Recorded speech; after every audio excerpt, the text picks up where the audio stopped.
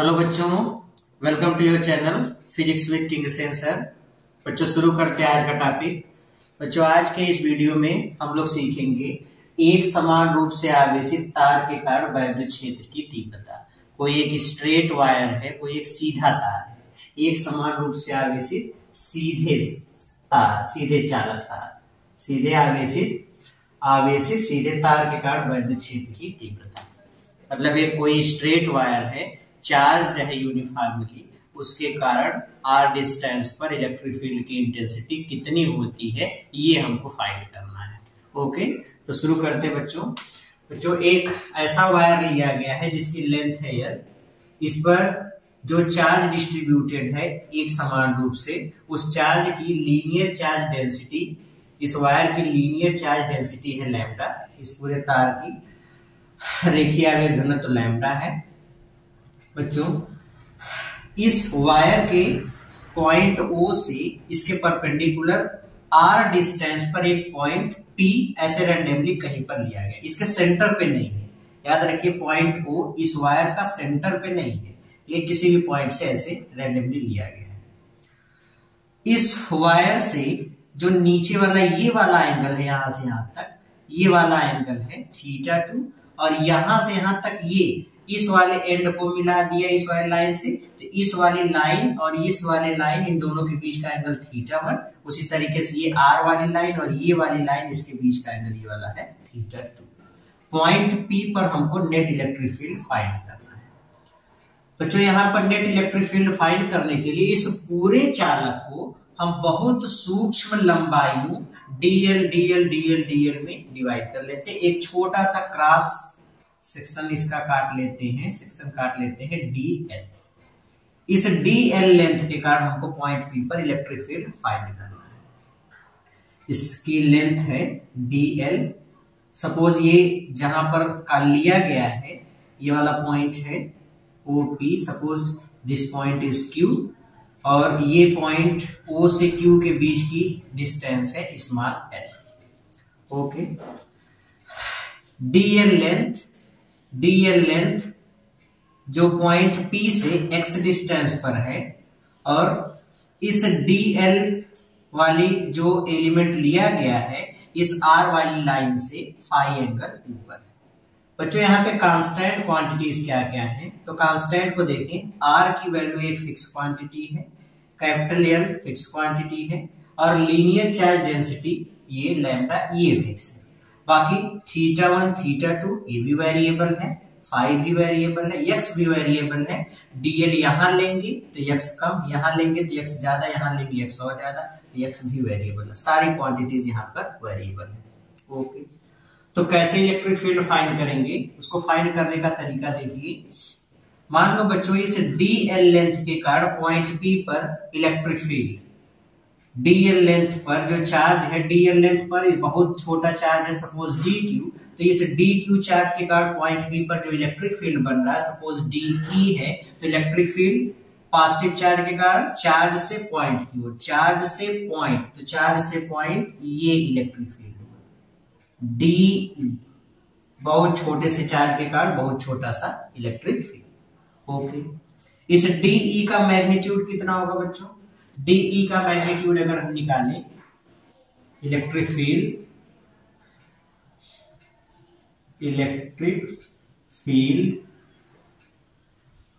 Due to very small charge dq कितना होगा, dq के कारण जो इलेक्ट्रिक फील्ड हमने माना है कितना है, de किसके इक्वल होगा बच्चों, पॉइंट चार्ज बन जाएगा, तो पॉइंट चार्ज के कारण इलेक्ट्रिक फील्ड कितना होता है 1/4 pi epsilon naught into dq by dq point P से कितनी डिस्टेंस पर है x, तो x स्क्वायर। ओके, इतनी इलेक्ट्रिक फील्ड हुई। बच्चों यहाँ पर x वेरिएबल है, ओके, x भी वेरिएबल है। dq को हम क्या लिख सकते हैं बच्चों, dl लेंथ में dq चार्ज डिस्ट्रीब्यूट है, डी एल लेंथ में डी क्यू चार्ज डिस्ट्रीब्यूट है, तो यूनिट लेंथ में कितना होगा D Q by D L. और यूनिट लेंथ में जितना चार्ज डिस्ट्रीब्यूट होता है उसी को हम लोग बोलते हैं लीनियर चार्ज डेंसिटी लैम्डा। तो lambda is equals D Q by D L, या हम लोग लिख सकते हैं डी क्यू, या यहां से लिखा जा सकता है D Q is equals lambda into D L. Okay, lambda और डी एल दोनों का मल्टीप्लाई हो जाएगा, तो D Q is equals lambda into D L. तो बच्चों यहां से हम लोग लिख सकते हैं electric field D E is equals 1/4 pi epsilon naught into D Q के स्थान पे lambda D L divide by x square. Okay बच्चों, एक्स भी वेरिएबल है, हम सभी वेरिएबल टर्म को रिमूव करके केवल एक ही वेरिएबल टर्म यहाँ पे ले आना चाहते हैं। देखो ऐसा इसलिए कर रहे हैं बच्चों, हम थीटा को वेरी कराना चाहते हैं। इस लाइन से अगर ऊपर की तरफ चलोगे इधर, तो इस लाइन से, इस आर वाली लाइन से अगर ऊपर चलोगे θ1, ऊपर चलने पर ये वाली टोटल लेंथ कवर होगी, नीचे चलने पर ये वाली टोटल लेंथ कवर होगी। तो हम इसे थीटा को वेरी कराना चाहते हैं, और थीटा को वेरी कराते हैं इस फाई के टर्म में। अब फाई के टर्म में हम मतलब जितने भी यहाँ पर वेरिएबल्स हैं सबको फाई के टर्म में, केवल एक वेरिएबल फाई के टर्म में लिखना चाहते हैं, ताकि हम θ1 से θ2 दो के बीच इसको इंटीग्रेट कर सकें, वेरी करा सकें, ताकि पूरी लेंथ इसकी कवर हो जाए। ओके, तो D E is equals 1/4 pi epsilon naught lambda D L by x square. ये इलेक्ट्रिक फील्ड हुआ। ओके, एक्स को बच्चों हम लोग क्या लिख सकते हैं, आ जाओ एक्स को देखें। यहां पर एक ट्रायंगल लेते हैं, triangle O Q P. O Q P इस वाले त्रिभुज में देखो, इधर है ओ, इधर है क्यू, इधर है पी। O से P की बीच की डिस्टेंस, O से P की बीच की डिस्टेंस x, ये वाली डिस्टेंस है r, और ये वाला एंगल है फाई, और ये वाली लेंथ है l। अगर हम x और r का रिलेशन लिखें तो एंगल के सामने वाली भुजा लंब आधार कर, तो आधार बटे कर मतलब r by x is equals cos phi. तो यहां से x की वैल्यू किसके बराबर हो जाएगी, r बाई cos फाई। ये हो गया। आर फिक्स क्वांटिटी है, तो फिक्स क्वांटिटी के टर्म में हम इसको लिखना चाहते हैं, तो यहां से हमको मिल गया ये कितना आ गया, D E is equals 1/4 pi epsilon naught into lambda into D L divide by x square. अच्छा बच्चों, एक चीज ये भी ध्यान दो, एक तो एक्स की वैल्यू इतनी, ओके, यहां से हम लोग dl को भी, चूंकि फाई का टर्म ले आना है, तो फाई के टर्म में dl को लिखते हैं। इसी से, यहीं से देखो, यहां से अगर हम इन दोनों का रिलेशन लिखें, r फिक्स क्वांटिटी है और dl को फाई के टर्म में ले आना है, तो l और r का रिलेशन बनाते हैं। ये लंब है, ये आधार है, लंब बटे आधार बराबर l बटे r बराबर tan फाई। ओके, r इधर कर दो, l बराबर r tan फाई। इसी को बच्चों डिफरेंशिएट कर दो, तो ये हो जाएगा D L is equals R into R तो कांस्टेंट है, tan फाई का integration sec square phi into इसका differentiation sec square phi into D phi. ये हो गया। तो D L is equals R sec square phi into D phi, ये value हो गई डी एल। तो डी एल की वैल्यू पुटअप कर लो, तो ये हो जाएगा लैम्डा इंटू dl के स्थान पे कितना लिखना है, r sec square phi D phi divide by x square. X कितना है बच्चों, r बाई cos फाई, इसका स्क्वायर करोगे तो r स्क्वायर बटे cos स्क्वायर फाई, तो ये ऊपर चला जाएगा cos स्क्वायर फाई। सेक और cos एक दूसरे के अपोजिट होते हैं, तो ये कैंसिल हो गया। यहां से हमको मिल गया D E is equals 1/4 pi epsilon naught into एक आर से ए स्क्वायर भी मर गया, तो कितना मिल गया, lambda into D phi upon r. ये इतना इलेक्ट्रिक फील्ड का मैग्नीट्यूड मिलेगा। ये इक्वेशन, कोई डाउट है? ओके, आ जाओ बच्चों, अब नेट इलेक्ट्रिक फील्ड निकालते हैं। इसको मिटा दूं मैं, ठीक है। आ जाओ बच्चों, इस पर अब अगर नेट इलेक्ट्रिक फील्ड निकालेंगे तो किस तरीके से निकालेंगे? देखो, इस वाली लाइन को आगे की तरफ बढ़ा दिए, इस वाली लाइन को अगर मैं आगे की तरफ बढ़ा दूं ये, तो बच्चों ये वाला एंगल फाई है, तो ये वाला एंगल भी कितना होगा? फाई। डीई को कंपोनेंट में डिवाइड करें तो एक इधर इधर से कोड नाप रहे, इधर वाला कंपोनेंट हो जाएगा डीई cos फाई, और एक इसके परपेंडिकुलर कंपोनेंट होगा डीई sin फाई। कुछ बच्चे ये भी सोच रहे होंगे कि सिमेट्री की कहानी अगर बनाना चाहें, जितनी लेंथ यहाँ पे उतनी लेंथ यहाँ से लेकर के, तो डीई cos फाई ऐड हो जाएगा, sin फाई वाला टर्म कैंसिल होगा ना? ऐसा नहीं हो सकता। ऐसा क्यों नहीं हो सकता बच्चों? इस बार पॉइंट वो सेंटर पे हमने नहीं माना। जब सेंटर पे नहीं माना, इधर मानी है, तो जब इधर डीएल लोगे तो उसके लिए एक्स की वैल्यू कभी बराबर नहीं मिल पाएगी, ठीक है? इसलिए इलेक्ट्रिक फील्ड सेम नहीं हो पाएगा, ये वाली चीज कैंसिल नहीं होगी। ओके, तो जितने भी इलेक्ट्रिक फील्ड, सभी एलिमेंट के कारण एक इलेक्ट्रिक फील्ड इधर मिलेगा डीई cos फाई, और एक इलेक्ट्रिक फील्ड इधर मिलेगा डीई sin। इधर जो इलेक्ट्रिक फील्ड मिला डीई cos फाई, इसको हम लोग बोलते हैं ई परपेंडिकुलर। क्या बोलते हैं? E perpendicular. मतलब इस वायर के परपेंडिकुलर इलेक्ट्रिक फील्ड का कंपोनेंट।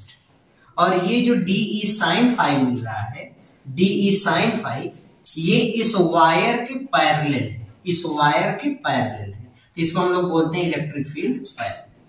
तो ये परपेंडिकुलर है, ये पैरेलल है। तो इधर वाला अगर हम इलेक्ट्रिक फील्ड फाइंड करें कि ई परपेंडिकुलर कितना होगा, तो ई परपेंडिकुलर निकालते हैं बच्चों। ई परपेंडिकुलर इज इक्वल्स, इधर वाले जितने भी इलेक्ट्रिक फील्ड, इस डीएल के कार्ड, इस डीएल के कार्ड, इस डीएल डीएल डीएल सबके कार्ड इलेक्ट्रिक फील्ड निकालोगे, तो d E cos phi, d E cos phi, इधर वाले कंपोनेंट को सबको ऐड करोगे, तो उसी को बोलेंगे इंटीग्रेशन। इंटीग्रेट कर दो, डीई cos फाई, और इसको इंटीग्रेट कर रहे हैं इधर से। एक बार पूरा एंगल इधर चलो, ये वाला, तो ये वाली लेंथ कवर होगी, नीचे की तरफ चलो तो ये वाली लेंथ कवर होगी, मतलब θ1 से θ2। इधर चलेंगे तो ये वाला एंगल प्लस में, इधर आएंगे तो एंटी क्लॉकवाइज चलने मतलब माइनस में। तो इसको इंटीग्रेट कर दो θ1 से -θ2 के बीच। Okay, DE cos phi. अब बच्चों डीई की वैल्यू पुटअप कर लो इक्वेशन फर्स्ट से वैल्यू पुटअप करोगे तो ये मिलेगा E perpendicular is equals integration of θ1 to -θ2 1/4 pi epsilon naught into कितना है lambda by are into D phi, फिर इंटू cos फाई। तो इसको ऐसे लिख लो cos phi D phi. Okay, 1/4 pi epsilon naught lambda by R, ये पूरा टर्म कांस्टेंट है। cos का इंटीग्रेशन sin, तो ये आ जाएगा बच्चों E परपेंडिकुलर इज इक्वल्स कितना होगा 1/4 pi epsilon naught into lambda by are, cos का समाकलन sin फाई, और लिमिट θ1 टू -θ2। लिमिट सरल कर लीजिए, लिमिट सरल करोगे तो E perpendicular is equals 1/4 pi epsilon naught into lambda by are into sine phi के स्थान पे θ1 माइनस साइन फाई के स्थान पे -θ2, sine minus theta is equals minus sine theta, sine minus theta is equals minus sine theta. तो sine phi के स्थान पे -θ2 लिखोगे, -θ2 तो माइनस आगे आ जाएगा, ये माइनस ये हो जाएगा प्लस साइन थीटा। ये बच्चों इलेक्ट्रिक फील्ड का फार्मूला है परपेंडिकुलर। ये तो परपेंडिकुलर इलेक्ट्रिक फील्ड मतलब ई परपेंडिकुलर का मैग्नीट्यूड ये होता है। क्लियर हो गया? तो ये ई परपेंडिकुलर होगा। इसी तरीके से ई पैरेलल कितना होगा, ई पैरेलल निकालोगे तो ई पैरेलल हो जाएगा सेम चीज जहां पे डीई कास फाई इंटीग्रेट किया था हमने, इस बार डीई साइन फाई इंटीग्रेट कर देंगे। तो इंटीग्रेट करोगे तो जहां कास है वहीं पर साइन हो जाएगा, तो साइन लिखोगे तो ये कितना हो जाएगा 1/4 pi epsilon naught into lambda by R. अब साइन कर दोगे तो साइन का integration minus cos pi θ1 to minus θ2। Limit सरल कर लोगे तो अब इसके बाद माइनस बाहर कर लेते हैं, तो ये हो जाएगा E parallel is equals minus 1/4 pi epsilon naught into lambda by R cos phi θ1 to minus θ। Okay, limit put up कर लेते हैं, कास फाई के स्थान पे θ1 तो cos θ1 minus cos minus θ is equal plus cos θ, तो कास θ2 माइनस अंदर ले जाएंगे तो एट लास्ट हमको ये मिलेगा E perpendicular is equals 1/4 pi epsilon naught into lambda by R cos θ2 minus cos θ1। ये लास्ट में हमको फार्मूला मिलेगा। तो बच्चों ई परपेंडिकुलर कितना होता है 1/4 pi epsilon naught lambda by R cos θ2 minus cos θ, sorry E parallel 1/4 pi epsilon naught lambda by R cos θ2 minus cos θ, और ई परपेंडिकुलर इतना होता है। क्लियर हो गया? ओके, देखते हैं बच्चों आगे। तो बच्चों हम लोग अभी जो पढ़े हैं वो है कि अगर एक स्ट्रेट वायर है, तो एक स्ट्रेट वायर के कारण इलेक्ट्रिक फील्ड कितनी होती है।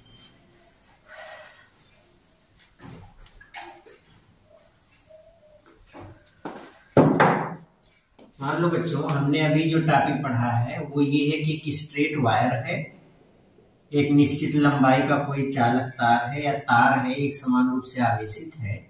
इस वायर से रैंडमली इसके सेंटर पे नहीं कहीं पर भी एक पॉइंट ओ लेकर के आर डिस्टेंस पर इसके परपेंडिकुलर अगर इस पॉइंट पर इलेक्ट्रिक फील्ड पूछा जाए, यहाँ पर इलेक्ट्रिक फील्ड के दो कंपोनेंट मिलेंगे, एक पैरेलल इस वायर के परपेंडिकुलर और एक इस वायर के पैरेलल। तो जो इधर परपेंडिकुलर मिलेगा ई परपेंडिकुलर होता है 1/4 pi epsilon naught into lambda by R sine θ1 plus sine θ2, ये होता है। और इसके परपेंडिकुलर इस वायर के परपेंडिकुलर ये हो गया, इस वायर के पैरेलल ई पैरेलल ये होता है 1/4 pi epsilon naught into lambda by R cos θ2 minus cos θ1, ये होता है। क्लियर हुआ? यहाँ पे θ1 और θ2 क्या है बच्चों? तो ये वाला एंगल θ1 है, ये वाला एंगल θ2 है। क्लियर हो गया? ओके, अभी हम इस पर कुछ एग्जांपल्स करा देंगे तो एकदम पूरा क्लियर हो जाएगा। ओके, ठीक, आ जाओ बच्चों देखते हैं अब इस टॉपिक पर कुछ क्वेश्चंस।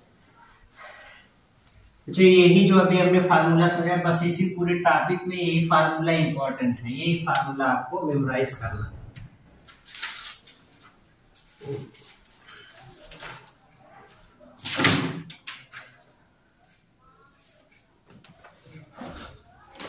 आ जाओ बच्चों लेते हैं पहला क्वेश्चन नंबर 1।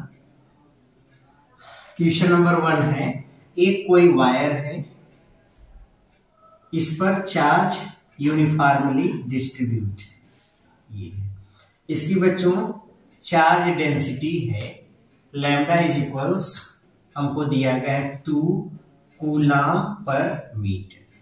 कितना है? 2 कूलाम पर मीटर, ये ओके। अब इस वायर से इस पॉइंट O से 1.41 मीटर की डिस्टेंस पर यहां पर एक पॉइंट है P, ये वाला एंगल हमको दिया गया 60 डिग्री, ये वाला एंगल हमको दिया गया है 30 डिग्री। ओके, ये हमसे ये पूछ लिया find E net at point find E net at point P कितना होगा, पॉइंट पी पर नेट इलेक्ट्रिक फील्ड कितना होगा। तो कैसे फाइंड करेंगे बच्चों, पहली चीज, एक चीज ये भी लिखा है, point O is not mid point of wire, point O is not mid point of wire. अब ये चाहिए चीज हमको चाहे दे क्वेश्चन में या ना दे, वैसे भी हम समझ रहे हैं कि अगर ये वाला एंगल 60 ये 30 है तो ये मिड पॉइंट वैसे भी नहीं हो सकता, क्योंकि अगर ये मध्य बिंदु होता तो दोनों एंगल समान होते, एक समान एक जैसे होते, बट यहाँ पर एंगल डिफरेंट है। तो बच्चों ये θ1 है, ये θ2 है। हमको पता है इलेक्ट्रिक फील्ड के दो कंपोनेंट बनते हैं, एक इधर वाला इलेक्ट्रिक फील्ड होता है ई परपेंडिकुलर जो वायर के परपेंडिकुलर होता है, और एक इस वायर के पैरेलल होता है, ये होता है ई पैरेलल। तो हम दोनों की वैल्यू निकाल ले, फिर रिजल्टेंट इलेक्ट्रिक फील्ड रिजल्टेंट इधर कहीं पर जाता है, ई नेट इधर जाता है। तो ई नेट हमको फाइंड करना है, इसके लिए पहले हम लोग ई परपेंडिकुलर निकाले फिर ई पैरेलल निकाल लेते हैं। आज आप क्वेश्चन को देखते हैं। अच्छा बच्चों, इस क्वेश्चन में ऑप्शन भी आपको दिया गया है। ऑप्शन क्या है मैं आपको दे दूं। पहला ऑप्शन है 9 × 10⁻⁹ न्यूटन पर कूलम। दूसरा है 9√2 × 10⁹ न्यूटन पर कूलम। तीसरा है 18 × 10⁹ न्यूटन पर कूलम। और लास्ट है 18√2 × 10⁹ न्यूटन पर कूलम। ये इसके ऑप्शंस हैं। आ जाओ बच्चों, क्वेश्चन को सॉल्व करते हैं। सबसे पहले ई परपेंडिकुलर फाइंड करते हैं। तो ई परपेंडिकुलर क्या होता है, 1/4πε0 into Q by lambda by R sine θ1 plus sine θ2। बच्चों हम लोग कुछ समय के लिए मान लेते हैं k इज इक्वल्स 1/4πε, जहां पर 4πε0 है वहां पे हम लिखते हैं k। तो E परपेंडिकुलर हो जाएगा k lambda by R sine θ1 कितना 60, साइन 60 √3/2 साइन θ2 30 साइन 30 1/2। तो ये हो गया k lambda by are into √3 + 1/2। That means k lambda by 2 are √3 + 1। ये हो गया E परपेंडिकुलर। ओके, फिर निकालते हैं ई पैरेलल कितना होगा। E parallel is equals 1/4πε0 lambda by are cos θ2 minus कितना 1/4πε0 into lambda by are cos θ2 minus cos θ। ये फार्मूला है, पहले पुटअप कर लो। ई परपेंडिकुलर इसके स्थान पे क्या लिखना है, k lambda by are cos θ2 30 cos 30 √3/2 इतना होता है माइनस cos θ1 60 cos 60 1/2। तो ये हो जाएगा k lambda by 2 r into √3 - 1। ये हो गया E parallel. Okay, equation second. Net electric field find करना है बच्चों। अब देखो इन दोनों के बीच का एंगल कितना है 90 डिग्री। अगर इन दोनों के बीच का एंगल 90 डिग्री है तो ई नेट कितना हो जाएगा, E net is equals under E perpendicular का स्क्वायर ई पैरेलल का स्क्वायर अंडर ई परपेंडिकुलर और ई पैरेलल कितना है, ये है E perpendicular K lambda by 2 are √3 + 1 इसका whole square plus E parallel K lambda by 2 are √3 - 1 इसका whole square. इसमें बच्चों k lambda by 2 R K lambda by 2 R का होल स्क्वायर बाहर आ जाएगा, तो कितना आ जाएगा k लैम्डा बाई 2 आर, उसका वर्गमूल निकाल लेंगे तो इतना मिलेगा। इसका होल स्क्वायर प्लस इसका विस्तार कर दो, √3 + 1 का होल स्क्वायर 3 + 1 + 2 √3 इसका 3 + 1 - 2 √3। ये इससे कैंसिल हो गया, 4 + 4 मतलब 2 √2। तो ये हो जाएगा k lambda by 2 r into 2 √2। तो 2 से 2 मर गया। ओवरऑल हमको यहां से मिला E नेट इज इक्वल्स कितना मिल गया, K lambda by are into root 2, K lambda by are into root 2। अब बच्चों वैल्यू पुटअप कर लेते हैं। आ जाओ, K की वैल्यू 1/4 पाई एप्सिलॉन नॉट है, इसकी वैल्यू हो जाएगी 9 into 10 to the power 9 into lambda कितना है 2 कूलम, तो 2 अपॉन आर, आर आ जाओ देख लेते हैं कितना, आर 1.41 है, इसको बच्चों लोग रूट 2 लिख सकते हैं, तो आर को रूट 2 लिख दो इंटू रूट 2, तो रूट 2 से रूट 2 कैंसिल हो गया, ये हो गया 18 into 10 to the power 9 newton पर कूलम, ये हो गया ई नेट। तो नेट इलेक्ट्रिक फील्ड इतना हो गया ये। तो बच्चा ई नेट कितना आ गया 18 into 10 to the power 9 newton पर कूलम। तो हमारा सी वाला ऑप्शन सही हुआ, option C is correct answer. Okay ठीक है, नोट कर लीजिए। आ जाओ नेक्स्ट क्वेश्चन लेते हैं, मिटा दे इसको। ओके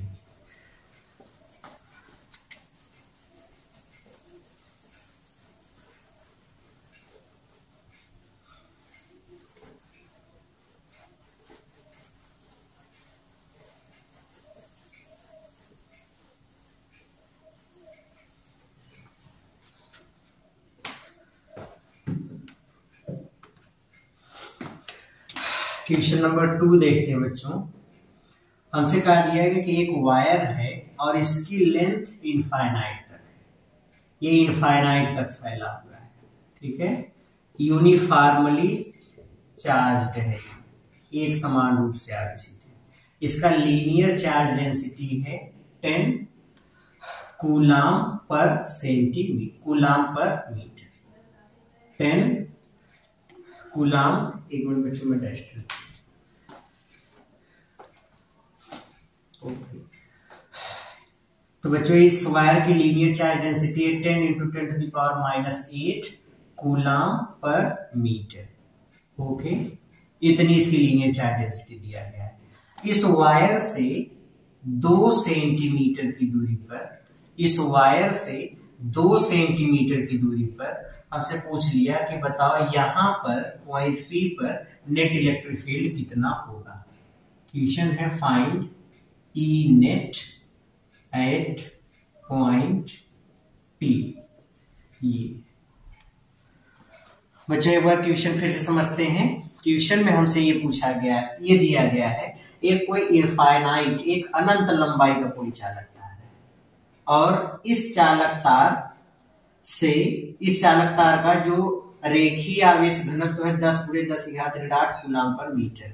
आगे इस वायर से 2 सेंटीमीटर की दूरी पर बताओ कितना इलेक्ट्रिक फील्ड की इंटेंसिटी होगी, नेट इलेक्ट्रिक फील्ड इस पॉइंट P पर कितना होगा, और ये इसके परपेंडिकुलर है ऐसे 90 डिग्री। तो पॉइंट P पर इलेक्ट्रिक फील्ड फाइंड करना है, कैसे निकालेंगे बच्चों। अब देखो स्ट्रेट वायर के कारण इलेक्ट्रिक फील्ड हम लोग पढ़ चुके हैं, E परपेंडिकुलर और E पैरेलल कितना कितना होता है ये। ओके तो यहाँ पे E पहले हम लोग θ1 और θ2 फाइंड करने की कोशिश करते हैं बच्चों। अगर देखो ये वायर छोटी लेंथ का रहेगा तो ये वाला एंगल θ1 है, ये वाला एंगल θ2। वायर की लेंथ जैसे जैसे बढ़ेगी, वायर की लेंथ जैसे जैसे बढ़ती जाएगी, हम ये देख रहे हैं ये वाला एंगल θ1 बढ़ता बढ़ता बढ़ता एक समय ऐसा आएगा बहुत बड़ी लेंथ हो जाएगी तो एकदम पूरा स्ट्रेट चला जाएगा। ये वाली लाइन ऐसे बढ़ते बढ़ते बढ़ते ऐसे स्ट्रेट, अगर इनफाइनाइट तक पहुंचेंगे बहुत बड़ी लेंथ करेंगे तो ये वाला वायर एकदम लगभग ऐसे नियरली ऐसे स्ट्रेट पहुंच जाएगा। और अगर ये स्ट्रेट पहुंच गया तो ये वाला एंगल कितना हो गया 90 डिग्री। मतलब इस कंडीशन में θ1 किसके इक्वल हो जाएगा नियरली 90। सेम चीज इधर भी, सेम कहानी इधर भी होगी। जैसे जैसे इसकी लेंथ बढ़ेगी ये वाला एंगल बढ़ता चला जाएगा, और लेंथ बढ़ी θ2 और बड़ा हो गया, और बढ़ी θ2 और बड़ा हो गया। तो ये भी जब इनफाइनाइट तक पहुंचेगा तो ये भी क्या हो जाएगा एकदम स्ट्रेट। एकदम स्ट्रेट अगर हो गया तो ये वाला टोटल एंगल भी कितना हो जाएगा 90 डिग्री। भाई जो कहानी ऊपर वही नीचे भी होगी, क्योंकि नीचे भी तो इनफाइनाइट तक गया है। θ2 कितना हो जाएगा 90 डिग्री। मतलब θ1 और θ2 दोनों इस बार 90 डिग्री हो जाएंगे। तो जब इनफाइनाइट वायर की बात आ जाएगी, इनफाइनाइट लॉन्ग वायर की बात आ जाएगी, तो उस समय θ1 और θ2 दोनों कितने हो जाएंगे? 90 डिग्री। ओके, अगर दोनों 90 डिग्री हो गए तो बच्चों इलेक्ट्रिक फील्ड के दो कंपोनेंट बनेंगे। एक E परपेंडिकुलर, उसका मान निकालो 1/4 पाई एप्सिलॉन नॉट, फार्मूला पता 1.4 pi 1/4 pi epsilon naught into lambda by R sine θ1 plus sine θ2। तो E perpendicular is equals 1/4 pi epsilon naught, इसकी वैल्यू कितनी हो गई? 9 into 10 to the power 9 into lambda कितना है? 10 into 10 to the power -8 divide by R 2 centimetre है तो metre में बदल लो, 2 into 10 to the power -2 sine θ1 sign 90, sign 90 की वैल्यू 1, साइन θ2 90 तो साइन 90 की वैल्यू 1, 1 प्लस 1 2, 1 प्लस 1 2, 2 से कैंसिल, ये इससे कैंसिल 10 टू द पावर -6 और ये 10 से इसको कैंसिल करेंगे तो 10 to the power -5, 10 to the power -5 इससे कैंसिल होगा 10 to the power 4, that means E perpendicular कितना आ गया? 10 to the power 9 into 10 to the power 4, 9 into 10 to the power 4 इतने न्यूटन पर कूलम। E परपेंडिकुलर आ गया। ओके, E पैरेलल देख लेते हैं कितना होगा। E parallel is equals 1/4 pi epsilon naught into lambda by are cos θ2 minus cos θ1। θ2 90 तो ये हो गया cos 90 माइनस θ1 भी 90 तो ये भी हो गया cos 90, cos 90 0, ये भी 0, तो total 0 multiplied by 0, that means E parallel कितना हो गया? 0। E नेट कितना होता है बच्चों? दोनों एक दूसरे के परपेंडिकुलर हैं तो E परपेंडिकुलर का स्क्वायर E पैरेलल का स्क्वायर, E पैरेलल 0 तो ये तो 0 हो गया, बचेगा कितना? E नेट का स्क्वायर, उसका स्क्वायर रूट E परपेंडिकुलर, तो E नेट किसके इक्वल हो गया? E perpendicular, that means 9 into 10 to the power 4 newton पर कूलम। ये हो गया E नेट। ओके, ये इस तरीके से E नेट फाइंड करेंगे। क्लियर हो गया? ओके, मिटा दें, ठीक, ओके।